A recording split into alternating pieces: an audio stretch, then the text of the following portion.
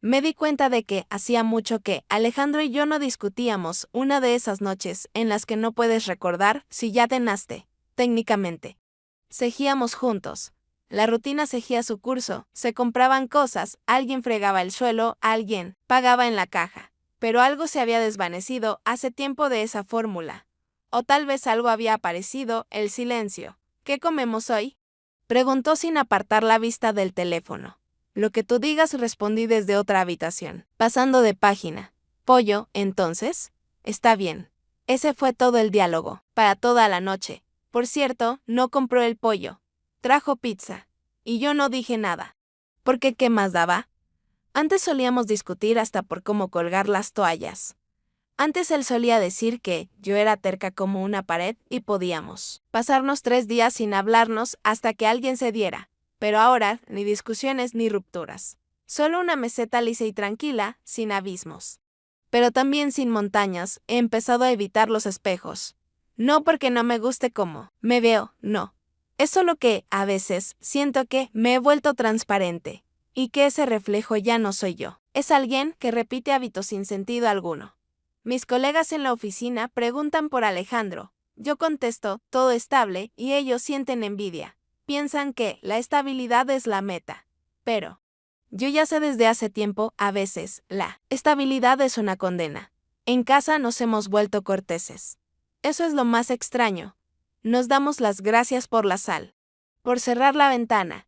Escuchamos cuando el otro dice algo, pero no nos oímos. Y me sorprendo deseando, no una pelea. Solo algo vivo, aunque sea rabia, aunque sean lágrimas, porque el silencio no es paz, es un vacío. No duele, pero tampoco deja crecer nada. Una noche me levanté a beber agua. Al volver, lo miré en la oscuridad. Dormía. Tranquilo, parejo. Y pensé, si mañana no despertamos juntos. Diré simplemente está bien, tal vez allí apareció la primera grieta. No en el matrimonio. En mí. Y no hacía ruido. No brillaba. Solo estaba. Como la primera nevada sobre el asfalto. Que nadie nota hasta que empieza a resbalar. La semana siguiente, Alejandro y yo fuimos a la velada escolar de mi hijo Nico. El salón de actos estaba lleno de ruido. Los niños corrían con disfraces de cartón, los padres formaban grupos y hablaban sobre el clima, reparaciones del hogar y zapatillas nuevas. Yo estaba sentada en la segunda fila, con la chaqueta en las rodillas. A mi lado se sentó Santiago, el padre de Alejandro, mi suegro. Siempre había tenido ese aspecto de alguien que va un poco retrasado en el tiempo, incluso cuando llega puntual. Hace frío aquí como en un garaje, dijo, sacando un caramelo del bolsillo. Menos mal que, al menos no hay corrientes, le respondí. Ajá, porque después de los 50. Las corrientes son el mayor enemigo, nos reímos. Luego me preguntó si había ganado algo en la rifa escolar. Le dije que no, que esta vez ni siquiera había comprado nada. Y entonces, con una calma sin lástima ni juicio, dijo, parece que tuviste un día difícil. No. Normal, solo muchas cosas que hacer. Eso suele significar que nadie te preguntó cómo estás. Lo miré, no con sorpresa, sino con una sensación de extrañeza. Porque no lo dijo para enternecerme ni impresionarme, solo lo dijo, puede ser, le respondí. Y no insistió más. Cambió de tema, empezó a quejarse de lo mal que se oían las líneas de los niños en el escenario y de que las dotes actorales de Nico no venían de su lado de la familia. Hablamos del Buffett, de las camisas de los otros padres y de cuando el presentador se equivocó en los versos. Todo era muy común, pero de repente me di cuenta de que, en esa normalidad, me sentía un poco a salvo, no porque hubiera dicho algo especial, sino porque simplemente estaba allí, no como un invitado en mi vida, sino como alguien que me percibía. No me ofendí por sus palabras, porque no intentaba meterse en mi alma, era solo una observación. Y, por primera vez en mucho tiempo, no tuve que demostrar nada en una conversación. Podía ser aburrida, un poco cansada. Algo callada y eso bastaba. Los niños terminaron el acto. Todos aplaudieron. Santiago se levantó, sacó el teléfono para tomar una foto de Nico y yo me quedé sentada. Solo un poco más en esa butaca, junto a alguien que no necesitaba nada de mí. El viernes, cerca de las 5, ya había perdido toda sensación de jornada laboral. Algo parpadeaba en la pantalla. Pero yo miraba a través de ella como a través de un vidrio empañado. Solo quedaba esperar a que dieran las 6 para recoger a Nico de inglés. Entonces llegó un mensaje de Santiago: hola, estoy atascado en casa de un conocido. En las afueras, el coche no arranca, algo del motor de arranque. Alejandro vuelve tarde del viaje, así que quería preguntar si podrías acercarme un poco hacia casa, si estás por la zona. El mensaje estaba escrito con tanta delicadeza como si de verdad no quisiera molestarme, y, curiosamente, sentí alivio, no porque iba a ver a Santiago, sino porque la idea de no volver directamente al piso silencioso me pareció inesperadamente agradable. Le respondí: recojo a Nico y paso. Mándame la dirección. Cuando llegamos con Nico, Santiago nos esperaba frente a un supermercado con una chaqueta que ya le había visto hace 5 años. En las manos, una bolsa con pan y algunas compras pequeñas. Pensé que, ya que estaba esperando, al menos podría comprar leche. Y unas manzanas, dijo, sentándose en el asiento del copiloto, además. El teléfono de mi amigo se rompió, así que no hay cómo llamar. Si no me respondías, me tocaba dormir en el sofá del taller. Tuviste suerte, le contesté, encendiendo el motor. Hoy estoy particularmente generosa en rescates. Parece que ninguno de los dos tenía mucha prisa, dijo con calma, y no sonó como insinuación, solo como un hecho. En el camino hablamos de cosas simples: la reforma en el colegio de Nico, lo difícil que es encontrar un buen fontanero. Y que, ahora todos los jóvenes técnicos llegan con TikTok y se van, con una garantía de 3 días. Sus chistes no eran ingeniosos, pero yo me reía, no porque fueran graciosos, sino porque no tenía que fingir que escuchaba. A medio camino, de repente preguntó: si no tienes prisa, ¿podemos pasar por una tienda de electricidad? Necesito comprar bombillas de 3, ya se fundieron 2. Un poco más, y estaré cenando en la oscuridad. Claro, le respondí, ¿por qué no? Nos desviamos de la carretera y entramos a un hipermercado. La tienda estaba casi vacía, viernes por la tarde, cuando todos ya quieren estar en casa, y nosotros no teníamos tan claro a dónde queríamos estar, delante del estante de bombillas. Se quedó inmóvil unos minutos. Siempre pienso que voy a recordar cuáles necesito, y cada vez me quedo aquí como si fuera la primera. Mira, un hombre adulto, ya las he cambiado decenas de veces, pero cada vez una lección nueva. Yo siempre compro 2, una correcta y otra por si acaso. Él sonrió, un poco cansado, pero con complicidad. A veces creo que, con los años, no te vuelves más sabio. Solo te cansas de repetir los mismos errores, asentí. Elegimos las bombillas en silencio, fuimos a la caja. Y aunque no había nada fuera de lo común entre nosotros, sentí que no quería que ese viaje terminara aún. Ambos guardamos silencio en el coche mientras volvíamos a la ciudad, y ese silencio no estaba vacío, al contrario, era denso, como la lana abriga. Aunque a veces piqué un poco. Cuando paré frente a su edificio, no salió enseguida. Miró hacia adelante y dijo: gracias por acercarme. A veces es raro solo estar con alguien en el coche, sin ningún propósito, pero es como una prueba de que no todo se ha apagado. No es un propósito, le contesté, es un trayecto sin presión, y hoy era justo lo que necesitaba. La noche siguiente no tenía planes. El clima parecía hecho a propósito para no hacer nada, gris, algo húmedo, pero sin lluvia. Solo un mundo que se había dado a sí mismo una pausa. Me puse algo cómodo, unos vaqueros viejos, una sudadera con capucha, recogí el pelo en un moño y ni siquiera miré al espejo. Por primera vez en muchos días. No sentí que debía corregirme. Cerca de las 6 llegó un mensaje de Santiago. Al final decidí ir al taller. No contestan, y hay pocas chances de que se resuelva algo, pero a veces uno necesita intentarlo, aunque sepa el resultado. Si no tienes planes, acompáñame. Puedo llevar café. No pregunté para qué ir si ya sabía que estaría cerrado. Simplemente acepté. En esa propuesta no había presión. Y justamente por eso no quise rechazarla. Fuimos casi por el mismo camino que el día anterior. La ciudad ya se iba sumergiendo. En la noche, las farolas aún no se habían encendido, pero la luz del día ya parecía deslavada. Dentro del coche hacía calor y estaba tranquilo. Nico se había quedado con su abuela, este era mi tiempo. Y no lo escondía. Cuando llegamos, todo era como esperábamos, el taller cerrado, el estacionamiento vacío, el vigilante en la caseta que saludó con un gesto perezoso. Santiago bajó, habló con él unos minutos. Volvió a subir al coche. En su rostro no había decepción, solo una aceptación tranquila de la realidad. No trabajan, claro, dijo, pero necesitaba venir para saber con certeza que no se iba a resolver. A veces eso también tranquiliza, la sentí. con las manos aún en el volante, aunque estábamos estacionados. A veces uno siente que, si no lo comprueba por sí mismo, no puede soltarlo, aunque la respuesta sea obvia. Exacto, sonrió. A veces la respuesta nada ha cambiado, también es una respuesta, después de esas palabras. Guardamos silencio. Quizás 5 minutos, tal vez más. Pero no fue incómodo. Era un silencio, que no podía ser llenado. Miraba por el parabrisas por donde pasaban lentamente algunos coches. Sus luces parpadeaban, desaparecían, volvían. La ciudad respiraba su propia vida, y nosotros estábamos ahí, en ese espacio inmóvil, como entre una pausa y un regreso. Santiago no se movía. Solo estaba sentado, con la cabeza apoyada en el respaldo, mirando al frente, no a mí, ni a sí mismo. A un vacío que, curiosamente, no se sentía triste, solo tranquilo. Perdona si hice que perdieras la noche, dijo al fin. No quería arrastrarte a algo sin sentido. No fue sin sentido, respondí despacio. Hacía tiempo que no estaba junto a alguien con quien no tenía que explicarme. Esas palabras no fueron una revelación. Solo salieron de mí como algo que llevaba mucho tiempo en la superficie. No sé cuál es la manera correcta, dijo, pero creo que a veces el silencio también es una forma de estar. Si no duele, en casa.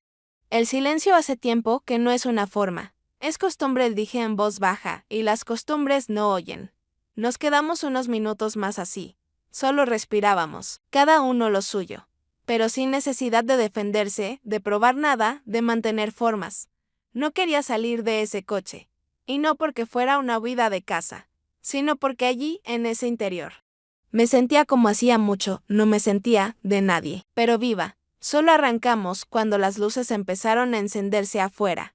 No fue una noche que cambiara algo, ni un encuentro que comenzara algo nuevo. Pero supe con certeza, esas noches son necesarias no para el recuerdo, sino para recordarse a una misma que todavía queda espacio dentro para ser. Paramos frente a mi edificio. Ya era de noche. La calle casi desierta, solo un hombre paseaba, a su perro al otro lado de la acera, y el viento suave hacía crujir las hojas secas bajo los pies. Apagué el motor, pero no me apresuré a salir. Me quedé un momento más en el coche, capturando el último instante de esa calma casi vacía, que no quería perder demasiado pronto. Santiago no decía nada de más. Solo estaba allí, recostado contra la puerta, mirando hacia la oscuridad. No me miraba, no se miraba a sí mismo, solo hacia adelante, como alguien que no planea nada, pero que lo entiende todo al mismo tiempo. Empecé a desabrocharme el cinturón. Él giró la cabeza, sonrió suavemente, sin mirarme directamente a los ojos, pero esta vez no fue evasión. Fue delicadeza. Una forma de no cruzar los límites que alguien más aún no estaba lista para abrir. Que tengas una buena noche, dijo simplemente, sin insistencia, con ese tono que no presiona. No ata y no exige respuesta, le respondí casi de manera automática, pero no con frialdad. Igualmente allí tomé la manija de la puerta. Entonces hizo algo que no esperaba. No fue un gesto, ni una acción completa, sino solo un contacto. Cuando ya estaba por salir, me tocó ligeramente el hombro, ni fuerte, ni para detenerme, ni para llamar mi atención. Solo un roce. Tan suave que podría haberse confundido con un accidente, si no fuera porque en ese toque había justo el mínimo de calor que se puede transmitir solo con la piel. No dejó la mano allí, no buscó mi mirada, no esperó nada. Permitió que ese gesto fuera lo que era, breve, sincero y tal vez un poco triste. No salí del coche de inmediato. Lo hice con ese segundo de peso que aparece cuando el cuerpo aún no ha decidido si dejar ir el momento que ya se volvió pasado. Él se quedó dentro, sin encender los faros, sin arrancar el motor. Solo estaba allí. Caminé sin mirar atrás. Y aunque la puerta del edificio se cerró tras de mí, no sentí necesidad de volver la vista. Pero en cuanto entré al ascensor y apreté el botón de mi piso, algo se movió dentro, no dolorosamente, no con ansiedad, pero sí con claridad. No era enamoramiento, ni tristeza, ni anticipación. Era algo simple, el calor leve que queda tras un contacto humano que no pide nada, pero deja una huella. La noche siguiente trabajaba con el portátil en la cocina, intentando terminar un informe, aunque en realidad llevaba más de media hora haciendo clic sin sentido, abriendo las mismas pestañas una y otra vez y haciendo scroll sin leer. Como si entre líneas fuera a encontrar la respuesta a una pregunta que ni siquiera sabía formular. Cerca de las 10. Alejandro apareció en la puerta con su camiseta de siempre, algo cansado, con un leve olor a champú después de ducharse. con esa suavidad cotidiana que antes me parecía acogedora y que ahora solo me dejaba neutralidad. No dijo nada, simplemente pasó junto a mí, revisó un armario, sacó una taza, la llenó con agua caliente y la colocó con cuidado sobre la mesa, junto a mi codo. El líquido se movió un poco, pero no se derramó, siempre fue cuidadoso. Sentí ese movimiento incluso antes de ver la taza y sin levantar la vista de la pantalla. Pregunté con cierta distancia. Más por no guardar silencio que por curiosidad. ¿Buscas algo?, respondió casi al instante, sin titubeos, pero su voz era baja, algo apagada, sin énfasis. No, solo quería ver si todo estaba bien. Asentí, aunque no estoy segura de que lo notara.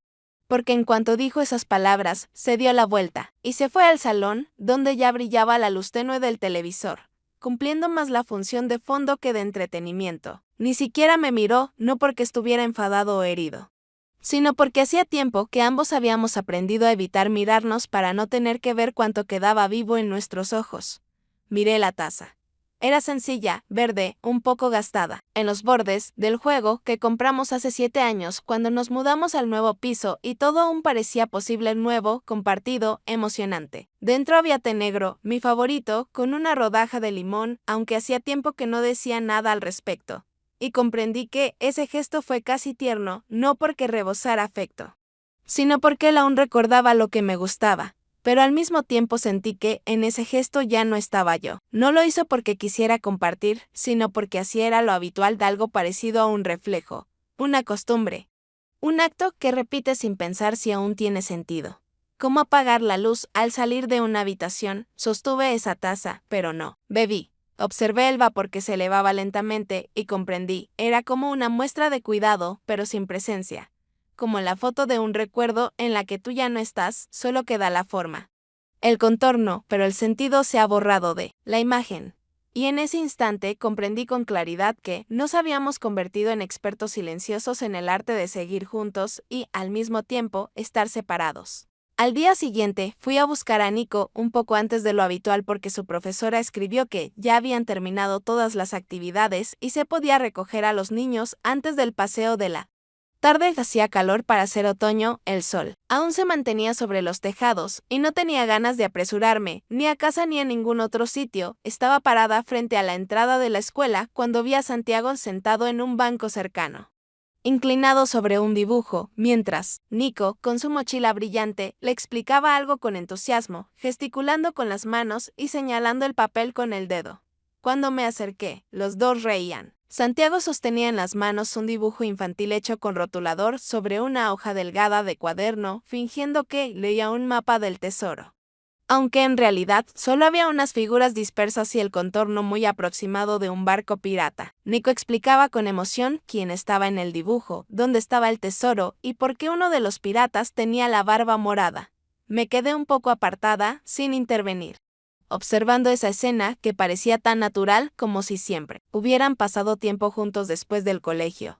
«Mamá, mira», dijo que «soy un artista», gritó Nico, señalando a Santiago, que, con expresión seria, asintió y añadió, «Y también es un crítico muy sincero».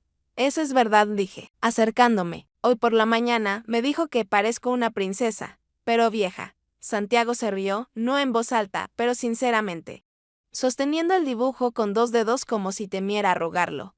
«Al menos es honesto», respondió, inclinando un poco la cabeza, y mirándome con esa sonrisa que no pide respuesta, no obliga a reír y no contiene burla alguna, solo una tranquila complicidad con el momento. Le lancé una mirada, y, de repente, vi en sus ojos algo que antes simplemente no había notado. No era algo nuevo, siempre estuvo allí, pero solo ahora lo vi. Sus ojos eran suaves, profundos, no de esos que impresionan a primera vista, sino de los que permanecen en la memoria por cómo miran, no por lo que contienen.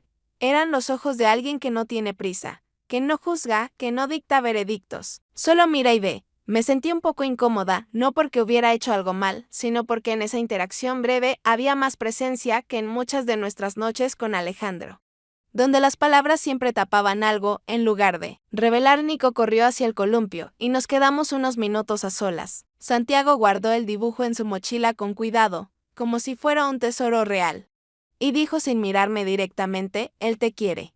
Y tiene ojo fino». Así que no te ofendas por lo de princesa vieja. No me ofendo, le respondí, intentando contener una sonrisa que surgía sola. Él asintió y no dijo nada más. Pero en ese breve silencio había más calor que en muchas de nuestras conversaciones con Alejandro, donde las palabras siempre servían para cubrir, no para acercar.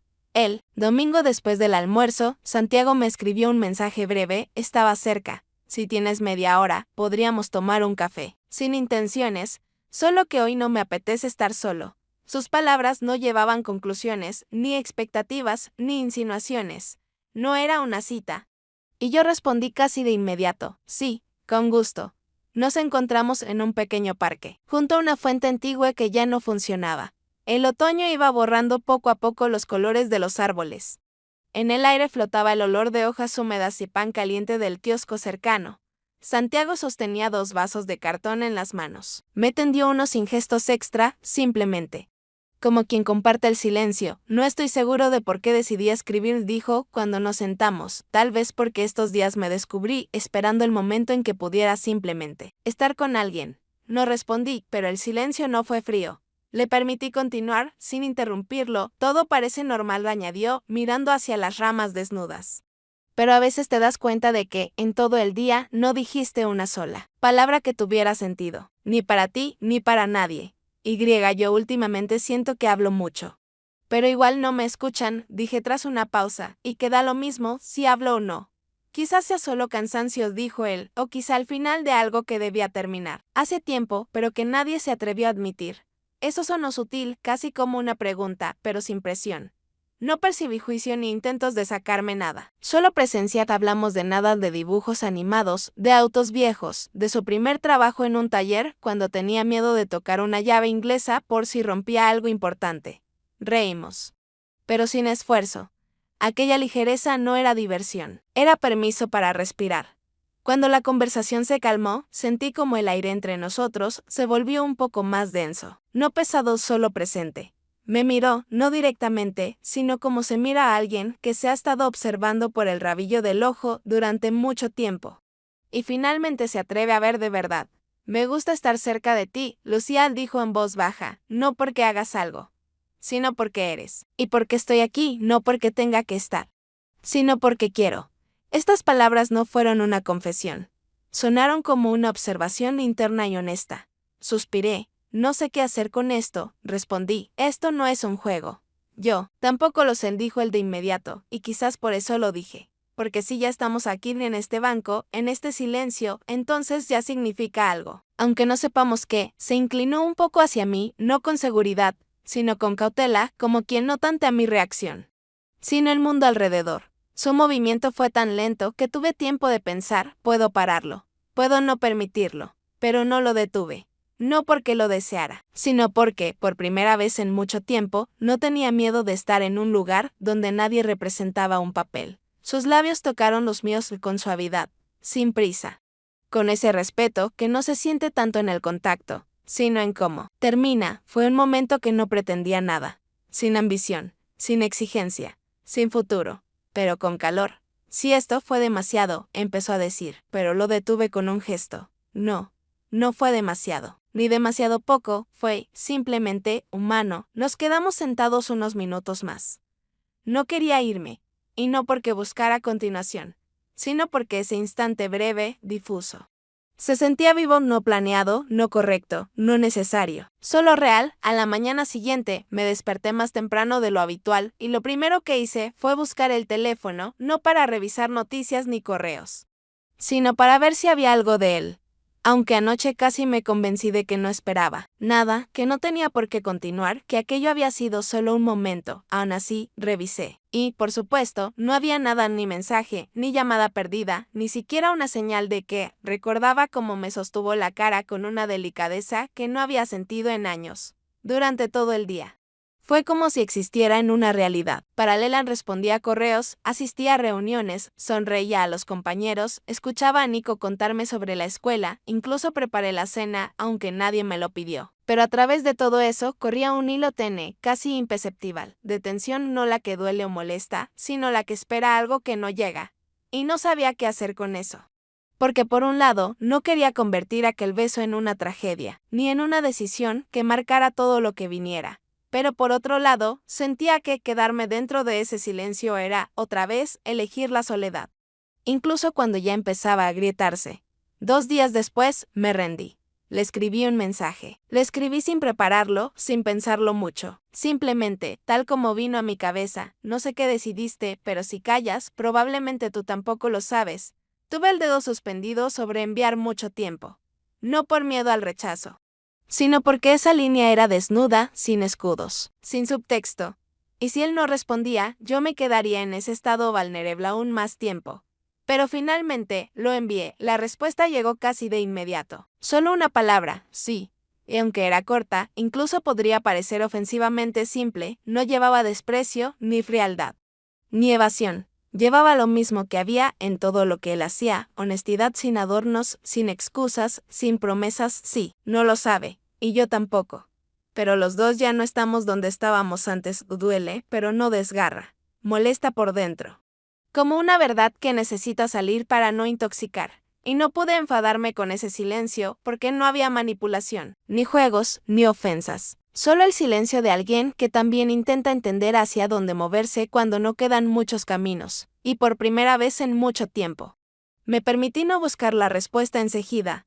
Simplemente me quedé con ese sí en un silencio que ya no parecía vacío. Una noche tranquila, estaba sentada en un rincón del salón con el portátil, tecleando sin sentido. El informe en el que trabajaba hacía rato había dejado de importar.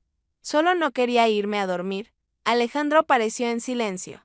Tenía mi teléfono en la mano, sujetándolo como si quemara. Su rostro estaba sereno. Pero algo en sus hombros lo delataba, ya no respiraba como siempre. No estaba husmeando, dijo, el teléfono estaba sobre la mesa. Solo se encendió la pantalla. Un mensaje. No lo buscaba, pero lo leí. Se acercó, dejó el teléfono sobre la mesa. No lo arrojó, pero tampoco lo colocó con cuidado. Lo dejó como quien lanza unas llaves, queriendo tener las manos vacías para no hacer otra cosa. Olvide lo que significa simplemente estar al lado de alguien. ¿Eso lo escribiste tú?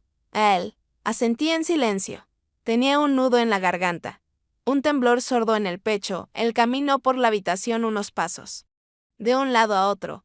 Sus dedos se cerraban en puños y se abrían otra vez.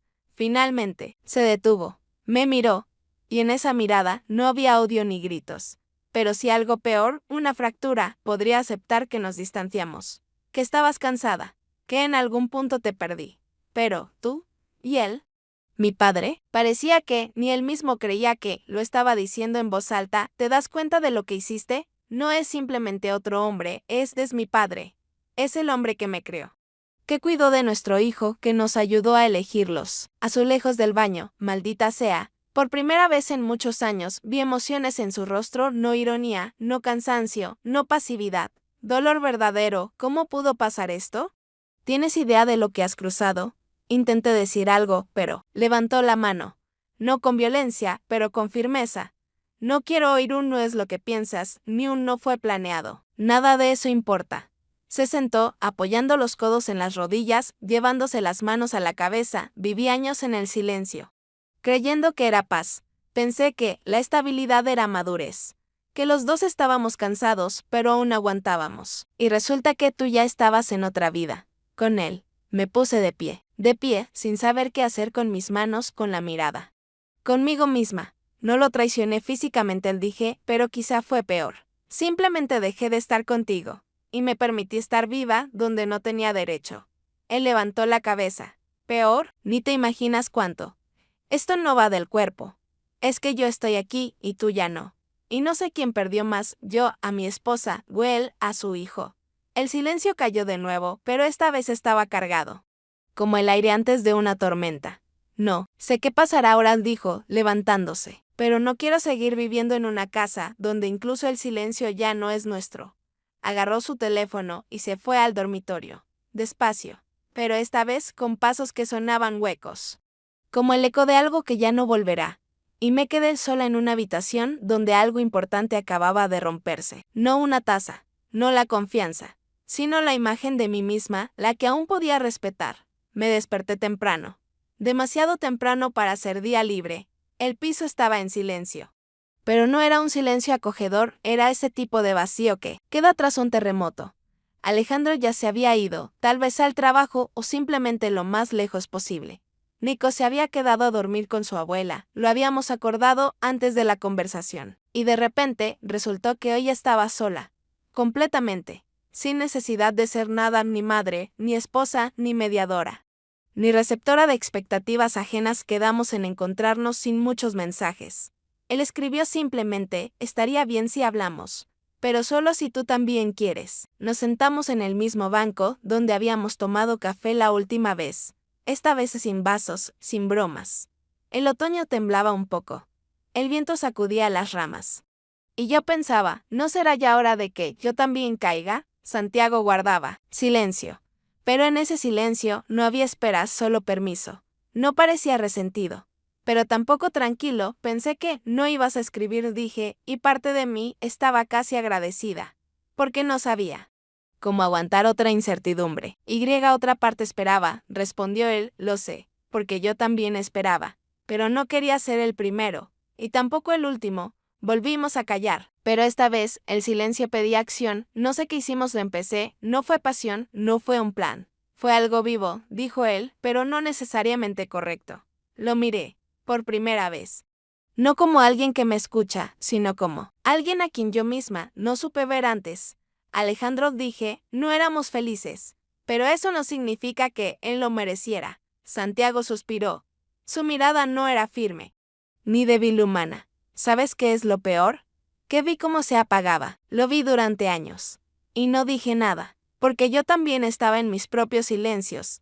Y supuse, son adultos, ya se aclararán. Pero ahora pienso, quizás no lo hicieron.